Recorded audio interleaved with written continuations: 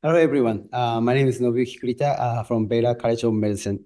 Today, I will talk about the Heart Revolution magnetically levitated device shaping cardiac care future. So here's the one question: could we mechanical heart be built?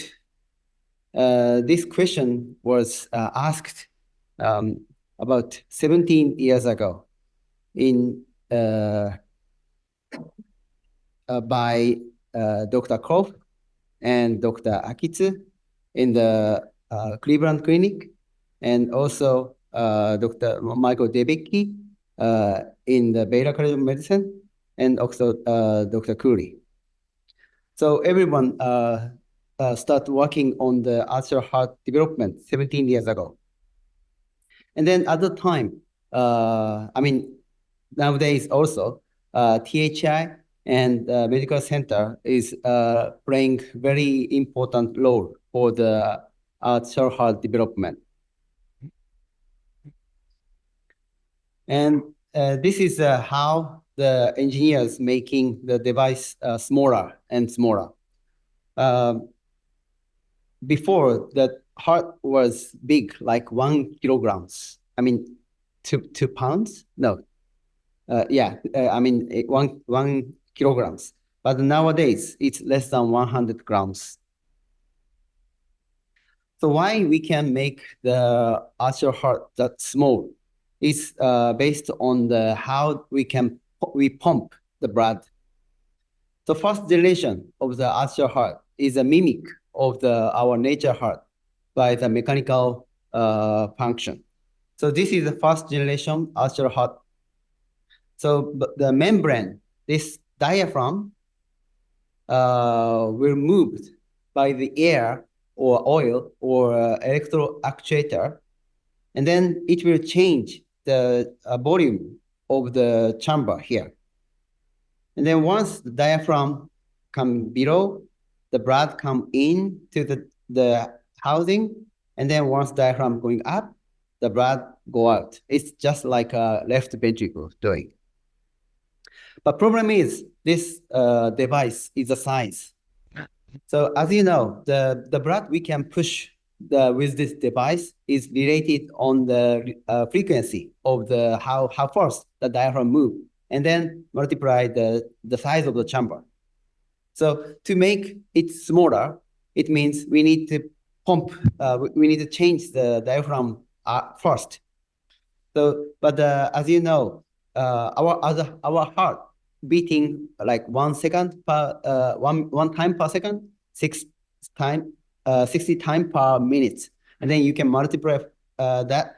Then it's the beating is a lot of times. So the durability of diaphragm is very risky. And then, as I said, the size we cannot make this smaller because of the physics law. So, but still, this is used for currently, as you know, the very hard X core. So this is also driven by air. The membrane was moved by the air, and then the blood is coming out. So they are using 3 layers of the membrane to make the durability higher, but still, at least they need to replace the pump within that year. And then also thrombosis in the pump is also a problem. So people start using the rotational pump. Dr. Noze from the BCM start keenly working on that, also with Dr. Debicki. So they are using the rotational motor and then rotational impeller. Then we can make the pump smaller. So we can, there are some possibility that we can put in the device inside of our body. But the problem is here, is sealing. The motor is connecting to the impeller by with shaft, and the shaft need to penetrate the casing. So here's the sealing, the blood to prevent the blood leakage, but the durability of the sealing is like few hours. So this cannot be implanted in the body because of its the device will not last long. So people start using the magnetic coupling technology. So this is like this. So only one point is touching on the casing, and then when it rotates, it's stabilized. And then the rotating torque is transported by the magnetic coupling. So the motor is located outside of the casing. The inside of the casing, there's only one impeller touching one point, and then the torque is given by magnetic coupling. So this is used as the HeartMate 2. HeartMate 2 have two axial flow, and then it have two pivot bearing in both sides. So it's touching here and here, only 2 points, so that we can reduce the damage to the blood drastically. However, still, here's a contact point. Then here we have blood damage and thrombosis. Yeah, this is HeartMate 2, the most actual heart which is currently sold in the market. But now they're stopping selling this because of the another technology. So because of the contact bearing, there's a still blood damage. So people start thinking about how can we levitate the rotor inside of the casing. The one answer is a hydrodynamic bearing. So hydrodynamic bearing is a bearing which will not contact, but the flow, blood flow, or I mean, if it is in the air will have the force to levitate the impeller. So this is so now we can eliminate any pivot bearing. There's a no contact, and then I will explain how this works. So this is the bottom part of the rotor, and then as you see, this red dot is one blood cell, and then this rotor will rotate not clockwise but counterclockwise. So if this blood cell travel from here to here like this, then the path is narrower and narrower. So blood needs to travel from here and then come up to your side. Then the force is will support the rotor in the blood with levitation. This is good technology, and then which is used for I already prepared for this. Yeah, this is very good technology, which is used H-bar. So H-bar is fully levitated by the hydrodynamics force, and then which is small. So that it was used for a long time, even in the pediatric also, because this is small enough to put in the body of the pediatric. However, the problem is they are using the blood itself to create the levitation force. So the blood is damaged because of the function itself. So this pump is good, but as you know, it was recalled last 2020 summer. The HBAT is recalled, and then they are no longer selling it. Oh yeah, this is the information. 2021 June.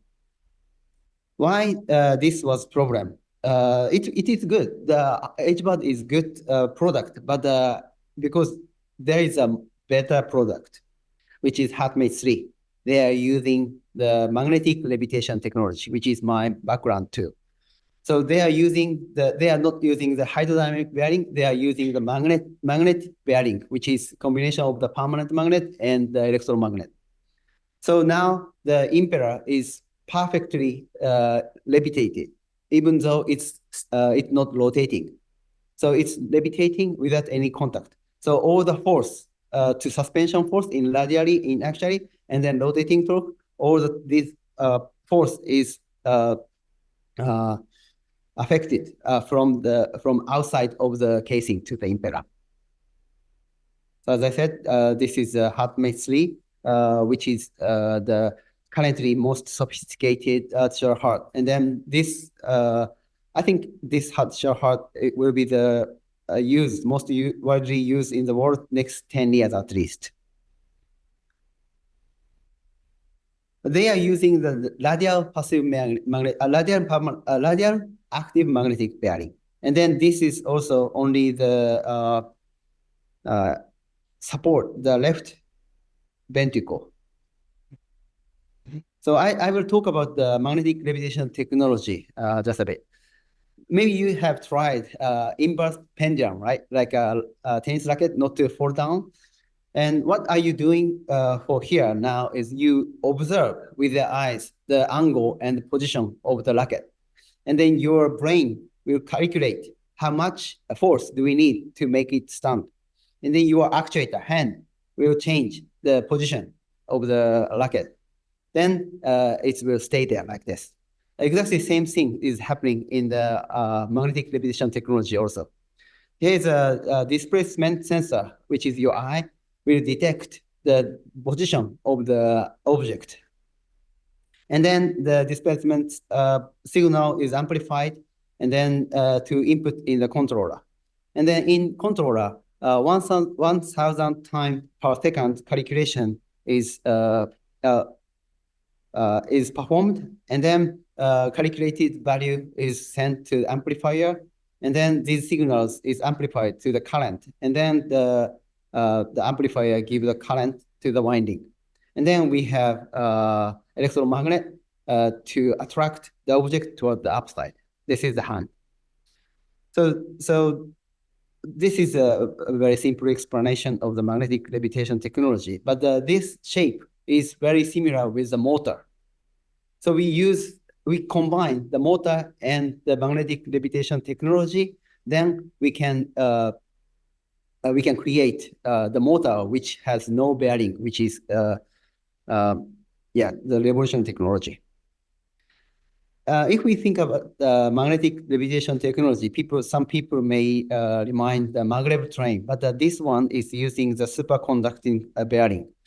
So this is using, we need about minus 200 degrees of Celsius. So very cold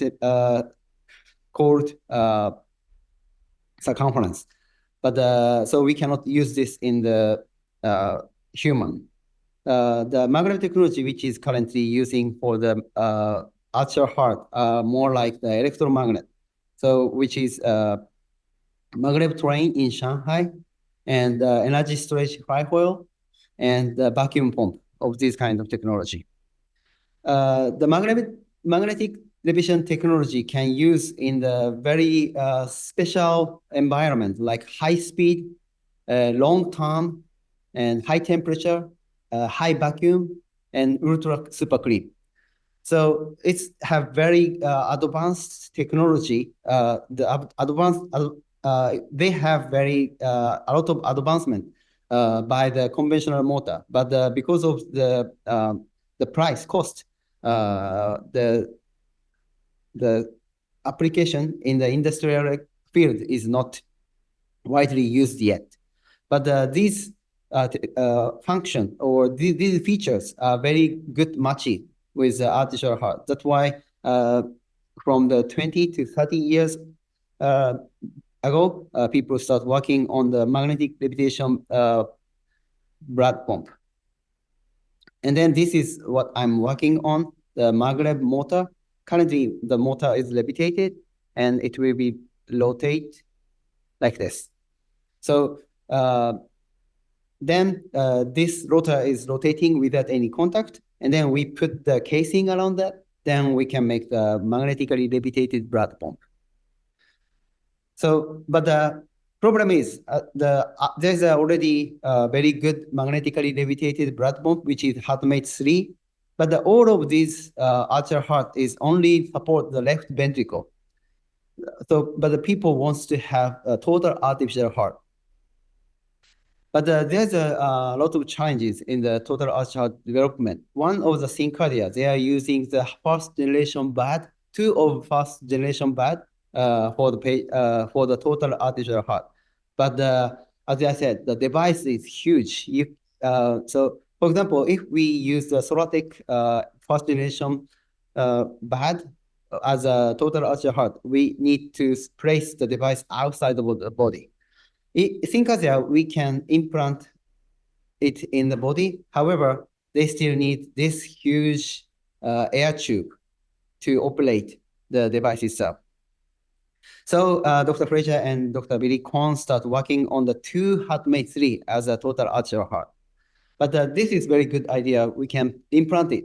However, problem is you can think about if you have a car, but the car is moved by the two motorcycle. So it's very difficult to control to go straight. Right? So there's only one circulation, but if there's a 2 pump, there will be some problem. So we want to make the one total artificial heart, which is the BioCore total artificial heart. We have only one rotating impeller, and this rotating impeller is controlled by the axial 3 magnetic bearing and 1 axial gap brushless DC motor. So single rotor have 2 inlet. One is for right, one is for left. And then this rotor is moved, but moved in axially. Then by changing the axial position, you can change the flow rate to the left and right. So only one pump in one circulation. I start working this project with Daniel Timms like 20 years ago, and at the Brisbane. At the time, the experimental setup, we just use a 3D printer and then hand winding the motor. And then 10 years ago, I moved to the THI and then worked with Daniel Timms and his team to the first implant to the car. And then 5 years ago, we took the photo at Tokyo after the Asayo.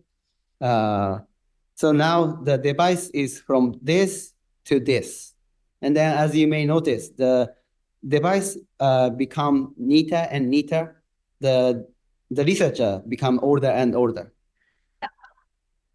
But luckily, the device is neat enough now, so maybe I don't need to be older anymore. And then the BioCore last year, they get the approval from the FDA for the first human trial. It will be happen in here in several months.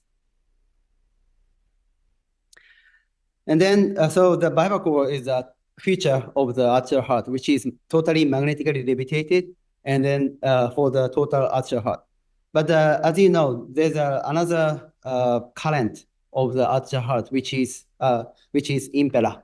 We can deliver the device transcatheter, so you don't need any more the open heart surgery. But the problem is here also they are using the contact bearing, so the durability is short, like few hours. The bigger one, maybe you can put it in the 30 days, but there's no evidence. They keep destroy the blood. So you can think about if we can use our magnetic levitation technology to the impeller, which is long durability, less damage to the blood, and then easy to deliver to the catheter. This is we currently working with Dr. Yashin Wan in the IDEA lab. And then also we are working on Fontan assist device, which is for the congenital heart disease. Some baby born with only one ventricle, not both, not two. So the single ventricle is used for the systemic circulation, and then the pulmonary circulation will done by only the venous pressure. So the normal human have two heart. This is the left ventricle. You can increase the blood pressure, and then after the blood come back to the right atrial, and then left ventricle push the blood to the lung and come back again.